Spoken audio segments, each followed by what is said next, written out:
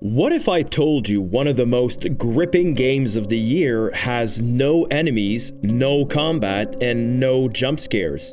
Just a house full of puzzles and secrets. Blueprints is a first-person mystery where the mansion rebuilds itself every day. There are no guns, no monsters, just a slowly unfolding web of riddles, logic, and architectural madness.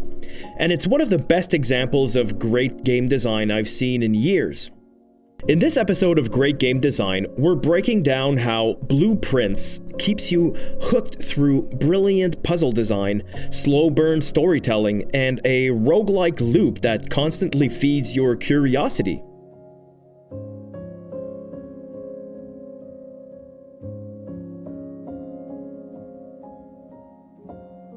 Blueprints starts simple. You're Simon, a new heir to the mysterious Mount Holly estate. The catch? You have to find the secret 46th room. The problem? The mansion only has 45 rooms. Each day, you explore the house by opening random doors. But behind each door is a choice. 3 randomized rooms you must draft into the mansion. There's no backtracking, no undo button. Just forward momentum and strategic placement. It feels part puzzle game, part deck builder. Your decisions shape the architecture itself. And that makes every day in the house a new, evolving logic challenge. This roguelike structure is the core loop. Explore, draft, learn, reset. And that one more day pacing, it's dangerously effective. Now, the drafting of the 3 rooms is not completely random. There is some strategy to it. You'll want to use up more common rooms like dead ends or rooms with no items in them early on, because they could really ruin your run if you're deep into the mansion with only 1 corridor left and you hit a shitty RNG roll of 3 bad common rooms, ending a glorious run. Blueprints doesn't just tell you a story, it lets you uncover one. There are no cutscenes, no narrator, just letters, blueprints, diaries, and strange symbols scattered throughout the house. You're piecing together a family mystery. What happened in this place and why is there a hidden room? But here's the genius part. The clues don't come with a label. You don't always know if a node is part of a puzzle, part of the lore, or both. The game blurs the line between story and gameplay, and that's what makes discovery so compelling. You're not collecting exposition, you're solving a narrative. Developer Tonda Ross said, "Some ambiguity is needed in a game where discovery is the driving force." Almost every room in Blueprints is a puzzle box, and the variety is staggering.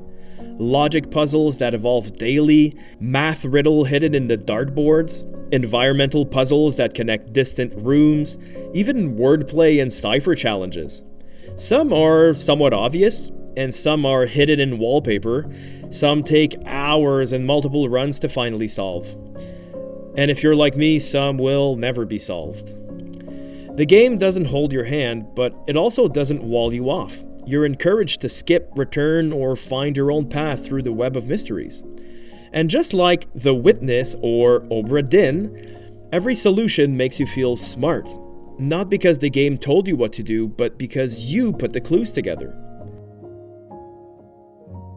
But as elegant and rich as Blueprints is, it's not without its cracks. For all its brilliant interconnected design, this mansion can start to feel a little claustrophobic. Because progression is tied to re-entering the mansion every in-game day, you'll end up drafting rooms over and over and over again. And while the layout changes, the core of what you're doing, opening doors, choosing cards, and checking the same rooms, can begin to feel repetitive.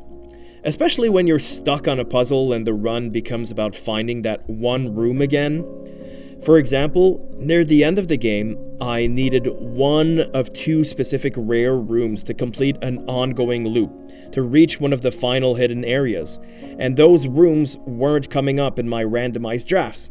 So I just had to reset my day over and over and over until one of them finally showed up. But this was one of the only points in the game where I was getting really annoyed. And then there are the puzzles themselves.